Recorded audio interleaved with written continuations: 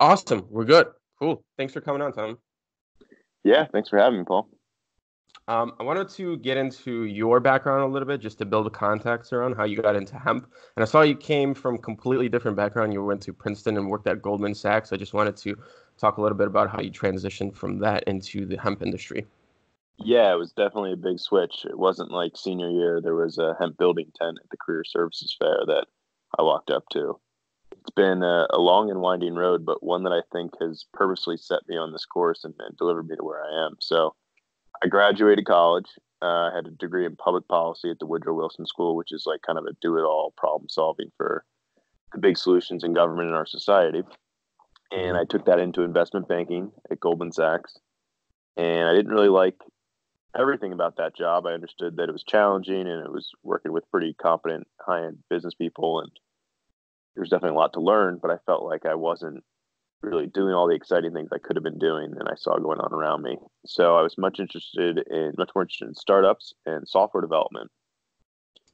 And so I went to San Francisco and taught myself coding and was building apps for a few short period of time before I was like, okay, well, it's hard to just build something on your own. Maybe I should join something that's already got some traction.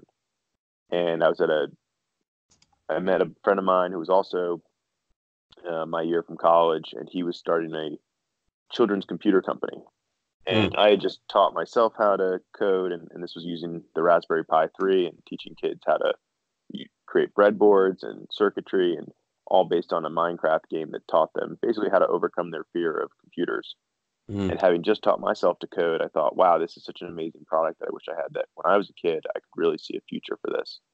So we were out in San Francisco selling to the schools out there, parents. I mean, Elon Musk bought our product. We had a lot of success going from really a Kickstarter product that had never shipped to by the time I left, we'd raised $10 million in venture funding and we had over 40,000 computers sold and really a high end brand in the STEM education space.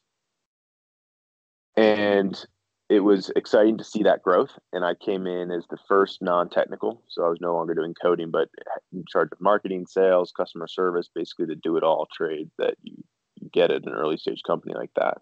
Hmm. And I felt like all the skills that I'd acquired had basically allowed me to be ready to start a new company and start a new endeavor. And that the company I was working for had basically reached a maturity phase where they didn't necessarily need people like me that were doing four different things. They kind of needed more siloed employees. And so it was time to set out on another adventure. And right about at that same time in October of 2017, so it's coming up on 2 years now, actually. Yeah. I went to a tiny home building conference in Ashland, Oregon, up the I 5 corridor. And I went there because I wanted to build a tiny home in San Francisco or close outside because I was like, this rent is just so incredible. I bet you for what I pay in a year's rent would almost be the building costs of a small home, and then I could have equity in that house for in the future. It just seemed like the right thing to do. And one of the slides in this workshop about building tiny homes, and it was complete, PowerPoint presentation slide. I thought we would be in the field building, get our hands dirty using tools. We did none of that. We just listened to a guy talk and show PowerPoint slides. But one slide mentioned hempcrete. And we were in Oregon, so everyone was already kind of tuned in to hearing about hemp building materials and sustainable building materials. And the guy just basically threw up the disclaimer saying, I don't know much about this material. My friend said it's a great material to work with on your own. It's extremely low impact and environmentally friendly, but that's all I have for you. And the audience would not let him continue. They just peppered him with questions. More and more people wanted to know about where they could get it, what it was used for, if it was legal. And he was like, listen, I don't know anything about this. And I remembered that I had a high school classmate, a good friend of mine, who had started a company after college and had actually supported his Kickstarter called Hempitecture. Hmm. And I vividly had this memory of him holding up a hempcrete block on the Instagram page that I followed and other friends of mine from high school were following. And so I reached out to Maddie and I said, Maddie, I'm interested in building a tiny home in Northern California. Do you think I could do it with hempcrete or do you think your company could help me do this? And he was like, yeah, I think this is something we can work on. And he was telling me that he was on a job site in Bellingham, Washington at the time, framing a house for what would be a hempcrete installation. the next coming year. And so I was trying to figure out when we could schedule this building project together. And the more and more I researched about the legality around hemp, the carbon sequestration around hempcrete, and just kind of the problems in the built environment that existed as it was, I became convinced that there was a huge opportunity here. And that basically the skill set that I had, which was corporate finance and growing early stage businesses, will be really well applied to connecting with Maddie, who had extreme experience in construction, sustainable building materials, and that we could kind of be a yin yang for each other and potentially launch a business together. So it took a lot more conversations all through that winter and a lot more research on my own. And eventually I came out to Idaho for a visit, and we met in person, for the first time. We hadn't seen each other. Well, actually, Maddie came to San Francisco to give a speech about one of the buildings he gave. And it was, hearing that speech that really convinced me, Maddie is someone that people will want to work with and work for. And this is something that people will want to work on. And if we do this correctly, we could really have a huge impact on the way buildings get made in the United States. So I went out to Idaho and said, okay, well, how would I feel about living out in Idaho? And Ketchum's way different than New York and San Francisco, the cities where I had been living. And I really fell in love with it. And with the possible outdoor things to do, with the small local town community, the idea of working on this business with Maddie, it just appealed to me so much that I was like, all right, let's go all in. Let's build this company together. But before we actually moved to Idaho, we had to go to Bellingham, summer of 2018, and build a hempcrete house together. So we actually lived in a tiny home all summer long as we built a hempcrete house for Pamela Bosch. And this was the largest hempcrete project in the United States, and still is to this day. And it was a huge learning experience for me. It was my first building project and, of course, first hempcrete project. And I went from, feeling like someone who knew their world so well. Investment banking is something, my family's been in banking for a while, and in startups, when I was the first person at a startup and then 20 other employees came in, they always relied on me for answers. I was using tools I didn't know how to use, terms I didn't know how to deal with. And here I was, founder of a company, kind of feeling like an imposter that I had no background to really call myself this, hempcrete and hemp building expert.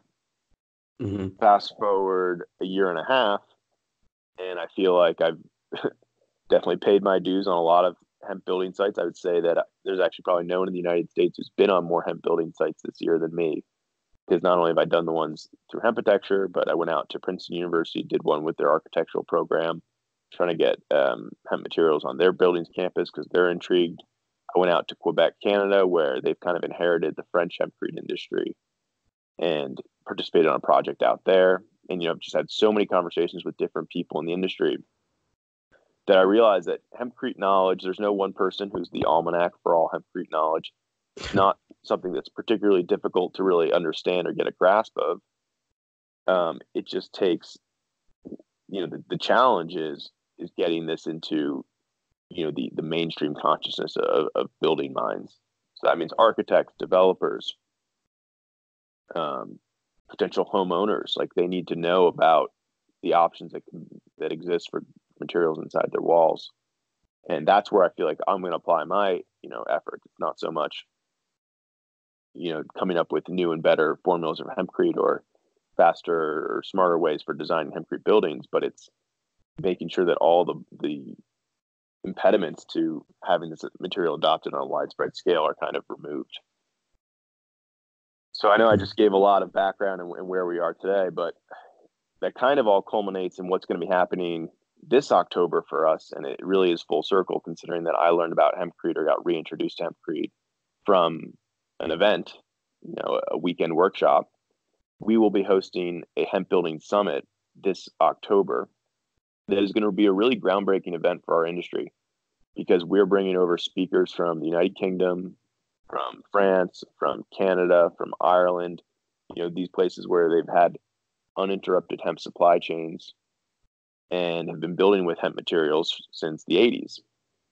And we're going to really try and, launch this in the United States with an event that has over 150 attendees, including lead APs, hemp farmers, hemp processors, builders, developers, architects, people who are seed scientists, all the different aspects of the supply chain. Real estate salespeople will be there who have heard about this possible material that can be used in our homes and are excited about it, are going to be descending upon Sun Valley, Idaho for 2 days, 1 day of presentations where we're learning and networking and discussing, and then a day in the field where we're actually out visiting different hemp building projects, seeing some of the equipment that we've used and invested in, put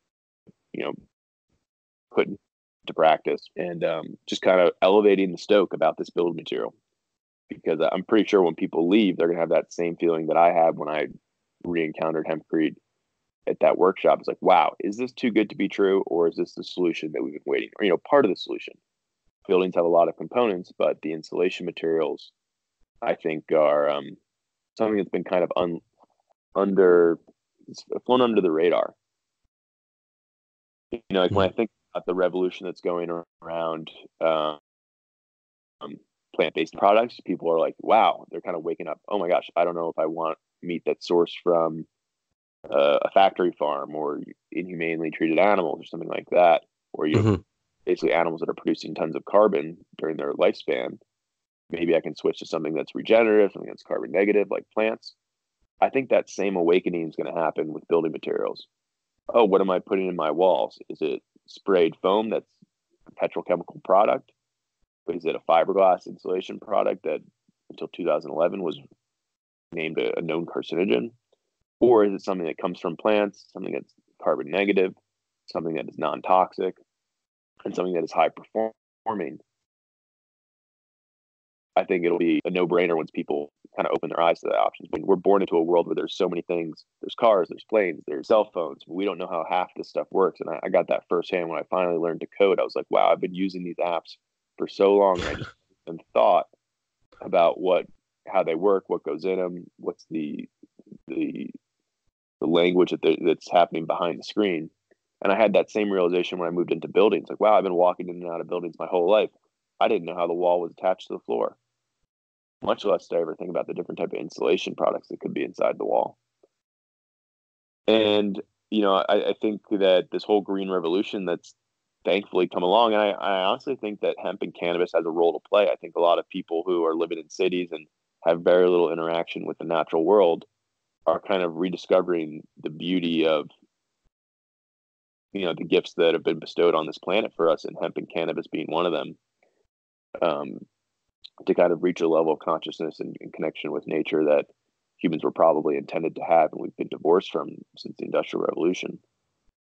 So I think it's all coming full circle, and hempcrete was a great place to start. It's such a radical building material because it basically turns everything on its head where, okay, we're not going to have drywall and then a cavity and then insulation. We're going to have this mass of plant concrete, basically, that will be in charge of regulating the heating and cooling of our house. We won't have any forced air ventilation systems. It's pretty radical, but I think that that's just one application. And sometimes it's best to enter a market with an extreme product that's going to be eye-catching like that. But you look at all the other different uses of the hemp plant. I mean, hemp is a technology that's being reintroduced to society. It's been out for 70 years, and now it's coming back, and the applications are going to be endless. And we look specifically at the applications for the building industry, but of course there are people doing plastics, medicinal uses, there are people doing textiles, and we're so supportive of all those endeavors. But we look at, okay, well, we're using wood, but if hemp grows faster and creates more biomass per acre and sequesters more carbon, maybe we don't need to be deforesting our forests and can instead switch to something that we can domesticate and cultivate on an annual basis. And certainly it's better than using some type of rock-based resource, because those are depleting and take millennia to regenerate. So it's okay, where do we use it? And we kind of start with insulation. We've got hempcrete, we've got hemp fiber insulation, which is installed exactly like fiberglass insulation, and makes that developers don't need to learn a new trade, and building inspectors don't need to learn a new material to get comfortable around. It's just an insulation material that's installed just like mineral wool or fiberglass insulation, and it performs just like materials they're very familiar with. And it's like, okay, what about hemp wood or hemp particle board and all these different, to replace drywall, to replace plywood. So Mhm. we're looking at all these new products that can be brought into our homes that are non-toxic, extremely low impact to the environment. It's something that consumers hopefully will want. What concerns do people usually have, or since you're in the industry, or what kind of questions do people raise when it comes to building a hemp house, or just in general using hemp? The concerns? Yeah. Yeah, it depends on who the customer is. Some people will just be concerned with how's this going to look inside my house. Some people are Hmm. concerned with how is this going to affect my construction prices. Some people are concerned with is my building inspector going to allow this to happen. So addressing all of those, the aesthetics of hempcrete are basically still in your hands. It's not going to change how your house is going to look. Hmm. You have it. You can basically have any type of finish you want. There are some materials that are not compatible with hempcrete, something like drywall or something that's vapor impermeable. Hmm. Because hempcrete, although airtight and not allowing air to pass through your house, or at least slowing the movement of it, it does allow some vapor permeability, which is why it's a great moisture buffer for your room because the hempcrete and the hemp shiv, which is the inner wooden core of the hemp plant, is a very porous structure. So it can actually absorb a high amount of water content from a room. If, say, the room had a lot of people in it, was very active, and a lot of heat was creating moisture inside the room, the wall can absorb that. It can either pass it to the outside or it can pass it back to the inside when the moisture level dropped on the inside. Wherever the difference in moisture is highest is where the moisture will travel.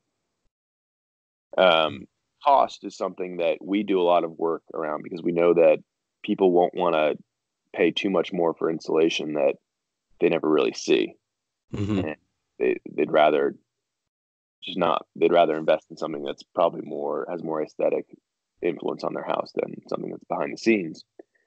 But there is a performance benefit. So you can expect to reduce heating and cooling costs with a hempcrete wall, not only because it has a high insulation value, but it has thermal mass, eliminates thermal bridging. It's able to regulate that moisture, which does a lot to influence a room's comfort level. But usually there is an upfront increased cost to hempcrete. Could be 10 to 20%. You probably will recoup a lot of those savings over the lifetime of the building just because it's extremely durable and extremely energy efficient. So it's going to reduce your heating and cooling loads. But the biggest influence on what that initial construction cost is how much labor you're using. And Hmm. they've been done in the past have been done very community kumbaya style, where it's hand mixing, everyone getting in a line, passing buckets down the line, turning the buckets over into the wall, and then packing into the wall. Hmm. And that's good, and that's very reminiscent of natural building strategies when they were first put into practice by humans. But it leads to a lot of man hours and a huge labor bill at the end of the day. I think, our last hempcrete project, or the first one we did in Bellingham, was 80% labor, 20% materials. And that was Jesus. in materials that came from overseas. So even with the shipping of materials, which costs as much as the materials themselves, that was still a fifth of the construction costs, and 80% of it was labor. And myself, I mean, I was there working in a laboratory. I was only working for $15 an hour. So if you can imagine what normal construction labor gets rented out at between 50 and 70, those costs could be astronomically higher. So what we view our challenge as partially is how do we install these materials so that they're cost competitive with the traditional materials on the market. And so we experimented with conveyors, Hmm. high volume mixers, and now we even have a spray machine where you're actually spray applying hempcrete into the wall, similar to how um, cellulose insulation is sprayed in or spray foam is actually sprayed in. But you're having the same environmentally friendly hempcrete material, but you're spraying it in a way that's going to reduce your labor costs by 3 or 4 times.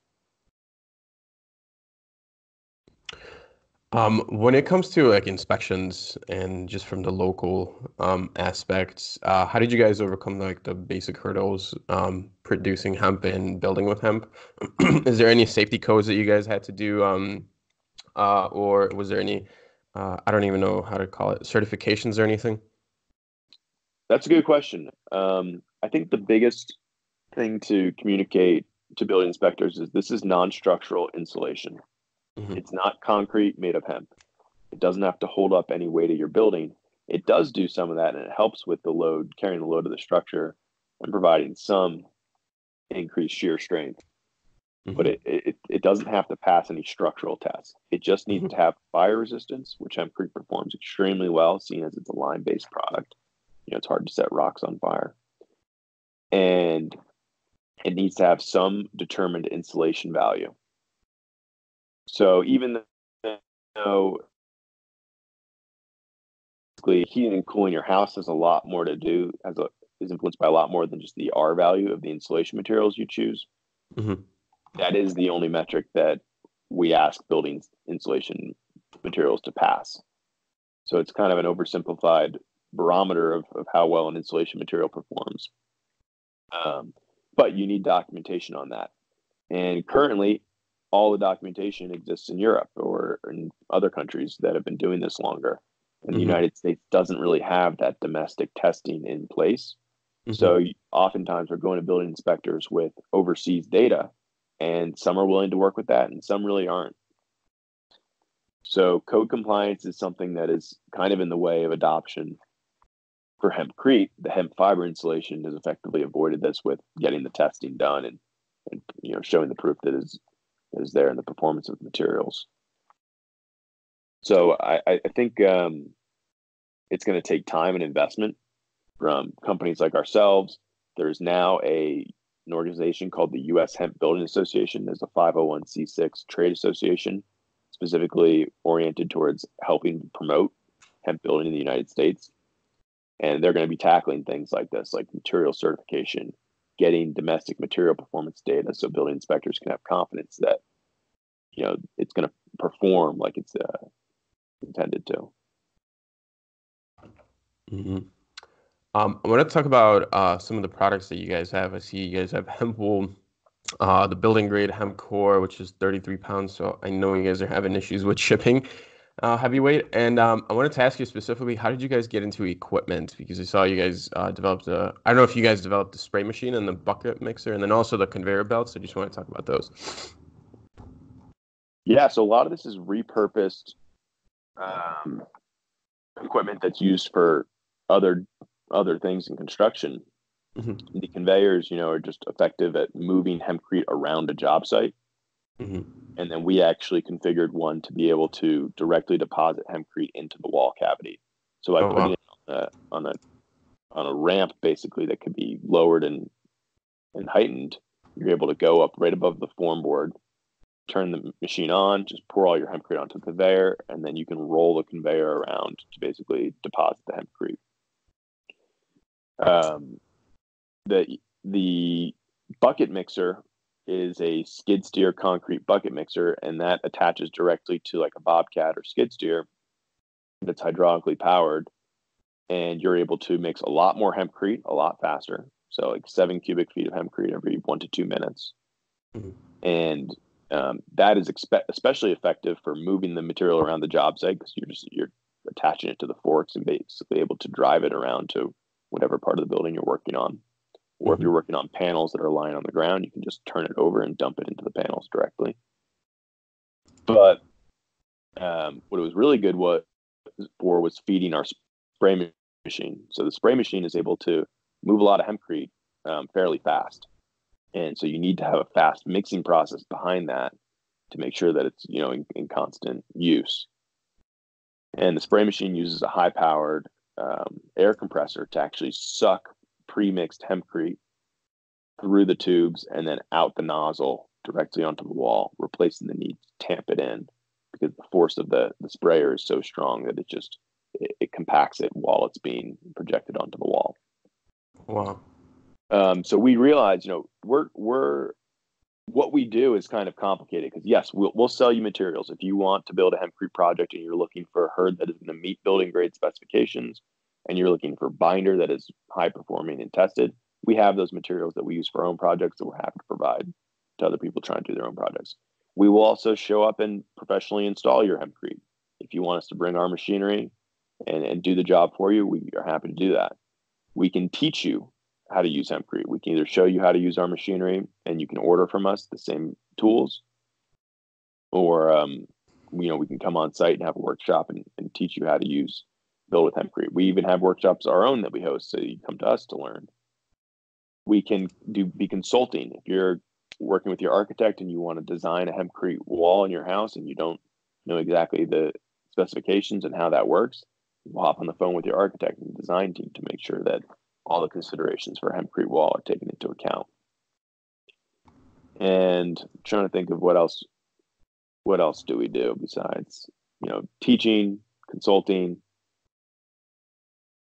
I want to talk about the workshops that you guys run. Has there been, usually there's always successful people that take it even a step further. Has there been anything interesting happening from there as a turnaround? Maybe somebody just took it so much further and gained a little bit of success and traction in hemp?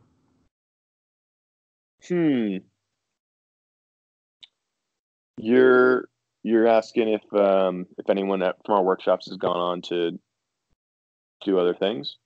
Yeah, with hemp.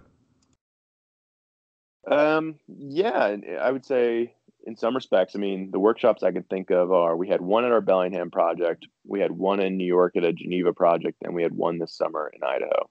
Mm-hmm. And the one this summer in Idaho was the first time we used the spray machine in the United States. So that was kind of a big deal. And a lot of builders and contractors came to that specifically to learn about the equipment.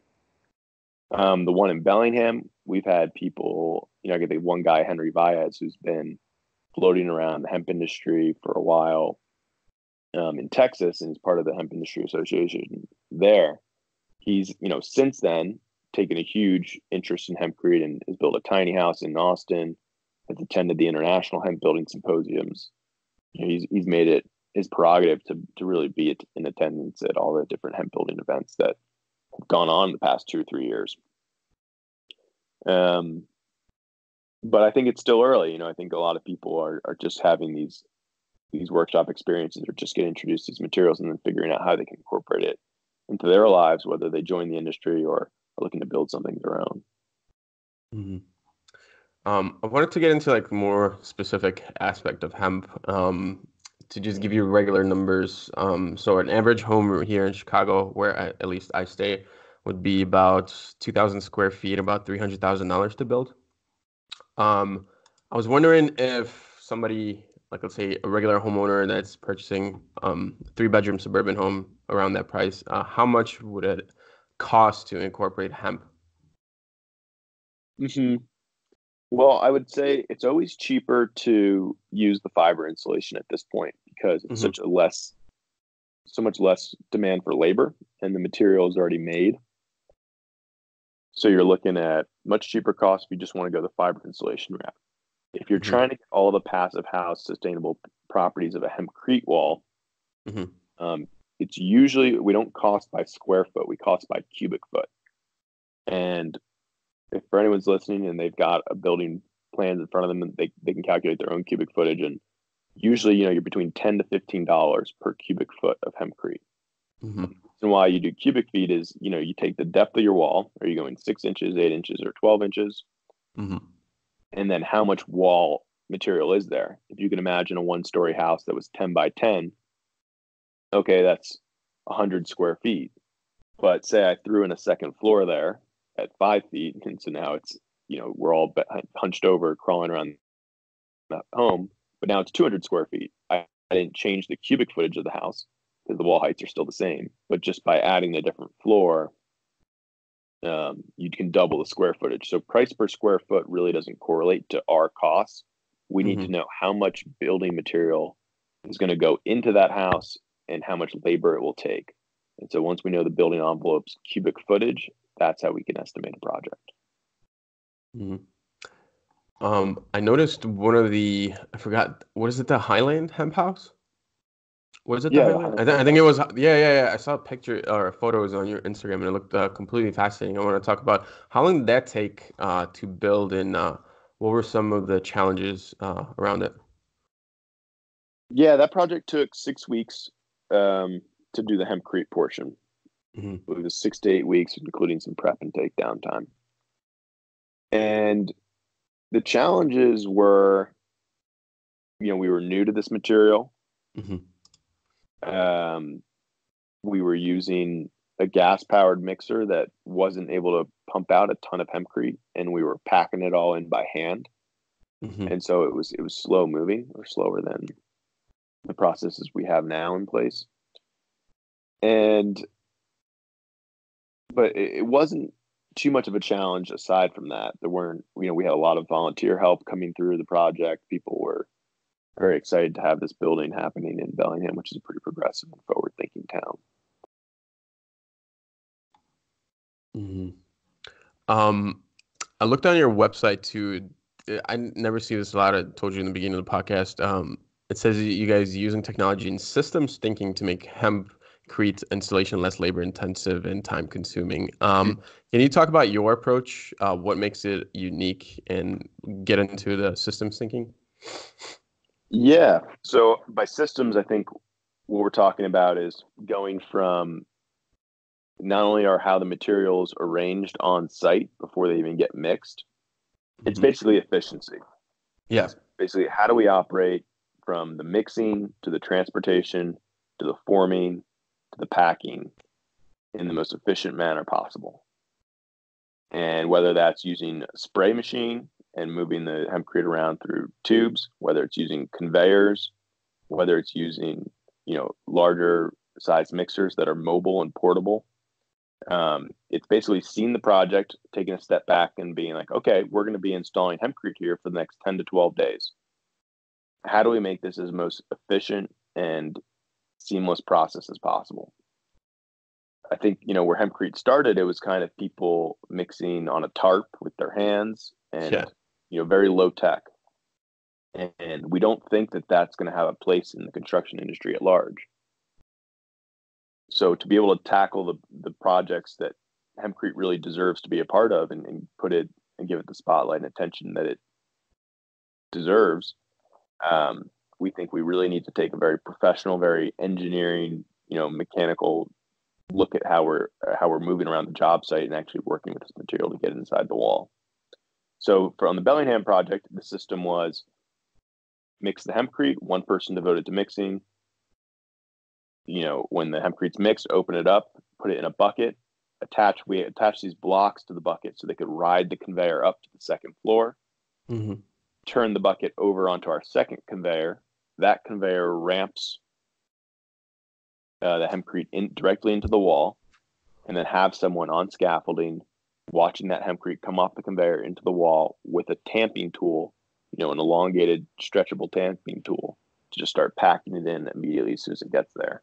And that's how you get, the cubic feet per hour is the key metric that is going to influence a lot of your building's cost. Can we get into the prefabricated buildings? Since I'm from Europe and I've been following that, it's kind of getting into the trend of getting, I guess, your home prefabricated. How different in, I guess, I think you mentioned something earlier that the strength really is not different from just regular. If I decided to build, or if I had decided to order, and for you guys that don't know, prefabricated, basically they bring in your piece of home already kind of done the wall with windows placed in. It depends on the process, but how different is prefabricated hemp versus just regular construction? Um, Different, and probably preferred, because when you're working with hempcrete, you do need to Hmm. wait for the material to dry. It's mixed with Hmm. water, so you could be on the building site when you mix it fresh quite a long time before it's actually ready to get plastered, Hmm. if plaster is the finish that you're going for. We actually right now, and I'll be going to this job site later today, are working on a panelized project. We built the panels on a separate location, Hmm. so they're technically prefabricated, and then we brought the panels to the job site because it's in a remote location, and we stand up the panels, and it makes for making the wall much faster. Yeah. Yeah, so it speeds things up, but you need to have a great understanding of what that design of the building is. And some of these very large projects out there, making panels that ahead of time, you could get caught not able to react to different changes of the building site while the job's under construction. But I think the other opportunity is for pre-made hempcrete insulation blocks. And these are products that have existed in Europe coming out of factories is, insulation blocks that are shaped to a certain depth, standard size, and they're left drying for a couple months before they ever get shipped out to a customer. And then they're just stacked atop one another once you get to the building site. And I think that's a way that you could potentially greatly increase the speed of a hempcrete project. But you do need to keep in mind that that's going to require a mature supply chain of hemp locally grown in the United States. It's going to require a facility to process this, actually mix it with a lime and turn it into blocks. And then it's going to require a market that knows about this material and is ready to supply the demand for an amount that's going to justify building and investing in a production facility. Mm-hmm. But that is where we have our eyes set on the goal. We want to use local materials to supply local building projects. And we think, a production facility that's aggregating farmer supply of hemp and turning it into high value building products, is something that should exist in the United States. Definitely. What do you spend most of your time on? And I know that you guys are doing a lot. You guys have the workshops, you guys have products. If you had to talk about a little bit about Hempitecture, what are you guys are working on the most, and what are you guys trying to push the most? That's a good question. What we work on, there's days where we're working on a job site for 6 hours so we can build structures. I mean, we had to literally build this industry so that people could see standing examples of homes built with our materials to eventually be able to trust them, and that's a very hands-on, laborious process. When we're in front of our computers, we're thinking about how can we create relationships and have products on our website and offerings that are going to really meet the current market demands. So this recent hemp wool product offering is very new to us. We have an exclusive U.S. Distribution agreement with a Canadian manufacturer, and that allows us to contact different green building stores, contact different architects, contact different developers, and say, hey, I know you're going to be ordering X amount of quantity of fiberglass insulation. You're probably looking for a non-toxic, greener alternative. Let me introduce you to this product. And so now it's like more of a sales and education role rather than going on site and building, but they can see the brand that we have in the background. And that's actually a huge part of it too, is, Maddie handles all of our social media, and every day there's posts about our company, about what we're doing, about our products. So people can see that this is a thing with energy and momentum that's actively growing. Mm-hmm. Can you talk a little bit about who should visit the building expo? Safe to call it expo, right? Summit, the Hemp Building Summit. In October. Who should be there and why? Yeah, so I get emails every day from people saying, I'm tired of my desk job. I want to come work in this industry. I want to make a difference. I want to learn about this. And for them, I'm so happy that they're emailing me now before the summit rather than after, because I'm saying, if you've got an interest in this event, if you're somehow working in the building industry, if you are interested in growing hemp and seeing all the uses and end market applications of hemp products, then come to this summit. You'll meet people to network with from your region. We've got people coming from all over the United States. You're going to learn a lot about the existing industry as it currently stands, and you're going to take something away as to whether this is a business opportunity that you feel like you should be a part of, or it's something that you just want to support from afar. It's going to be a really special time, I think, bringing together a lot of people from different parts of the hemp world, and then a lot of people who are in the green building world, and having them intersect and seeing how they'll be able to meet with each other. I mean, it's an event that's going to have a lot of education going on, but there's definitely a lot of networking time. We've got Hemperor beer sponsored by New Belgium that will be flowing. Anyone that's ever been intrigued and done a hempcrete search online is going to come across a few different books. The 3 most popular books written in the English language are going to be, the authors of those books are at our summit, and they'll be speaking. So, you save your time, you save yourself a lot of research time by hopping up to the summit and checking it out. We talked about in the beginning of getting over that imposter syndrome, and I told you when I switched over from just regular design agencies to the hemp and cannabis industry. Uh, I face that almost every single day. Just speaking to you right now, learning a lot, speaking with previous podcast guests. How do you overcome the imposter syndrome, or what steps did you take being new to the industry, and it's just kind of evolving as we go every single day? And any steps or any tips that you have? Yeah, I think it's exactly what you said. It's realizing that there's no one source for knowledge on this planet, that we're all in a process. We all started with zero knowledge. We're all growing towards getting more. Never trying to give an answer to a question that you don't know the answer to just because you don't want to seem like you're not smart. Mm-hmm. And that takes a big step, because how could I be the founder of a hemp architecture company and not know the answer to a basic question? Well, you just need to have the maturity and be able to deliver the customer service to say, okay, I'll go get you that answer when I know it. And it takes time, appreciating that it does take time, and these things are a process within each person's journey, and that you're not an imposter, you're just at an earlier stage of growth, and that's completely okay. Do you see any resemblance between the dot-com boom that happened and now it's kind of like the similar thing happening in the hemp industry? Um, hmm, I don't know. I mean, I know that there's a lot of people that think that hemp products aren't better products. It's just hype, and they're Mm-hmm. just benefiting from the marketing that's kind of happening, coinciding with the legalization of recreational marijuana. Mm-hmm.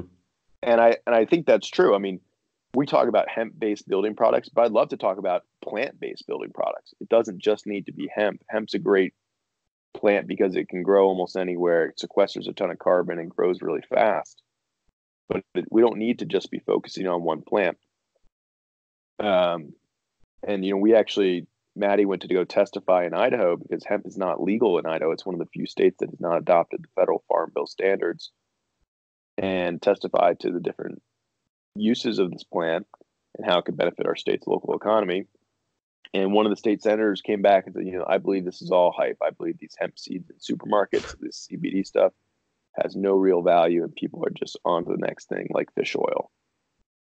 And that's a view, and I think it'll come out in time. But I do think plants are technology, and people can use them for all sorts of different uses, just like the internet came about and was technology. And there's going to be a lot of very valuable applications of this technology that enter our society. I have no doubt that that will happen. I'm sure there'll be a lot of fraudsters too, because whenever there's a potential for high value creation, there's usually charlatans trying to imitate that value creation. So it's just Right. about ferreting out who's for real and who's not. Before we go, I wanted to get a little something from you. If you could, I have like words of wisdom for the hemp industry and cannabis industry. Hmm. Don't smoke too much pot. I think business and pleasure are two very different things, and marijuana has its great impacts for broadening your mind, um, thinking creatively and being cooperative and collaborative. But I also think it can kind of dull your keenness on staying alert, staying on top of things. And that was something I had to certainly regulate within myself. It's like, okay, well, how do I be the founder and director of a very young company that needs my full attention and still enjoy the relaxation effects of marijuana? Well, it's like, okay, you dial it back and you only do it on the weekends when you feel like you're in a safe place. You don't go to your business meetings high, because people are going to assume that you're a pot stir or a hempster. And so if you reek of marijuana, you're not really doing the industry any service. You're just kind of fulfilling people's expectations. So I don't want to say there's a stigma around using marijuana, but certainly in the professional world, there kind of is. So, don't ruin it for all of us who are working in this industry by, kind of playing into that false narrative of people who work in hemp are always pot stirrers. Awesome, Tommy. Thank you very much. Where can the viewers find you and talk a little bit about, again, rephrase the summit that's happening in October at the end of the month, I mean. Yeah, people can find out information about the summit at www.hempbuildingsummit.com. You can check out the Facebook page, Hemp Building Summit, the Instagram page, Hemp Building Summit. There'll be plenty of explanation about what's going to be going on over those 2 days, October 24th, October 25th. You can contact me, Tommy at hempatecture.com. I check my email a lot. I don't have a wife. I don't have kids. This is my full-time baby. So if you've got questions, we want to get you answers and we want to get you the right information. And we want to see as many hemp building projects happen in the United States as possible. We understand we won't be building them all. We don't want to build them all. We just want to help them get built. So our doors are open. Awesome, man.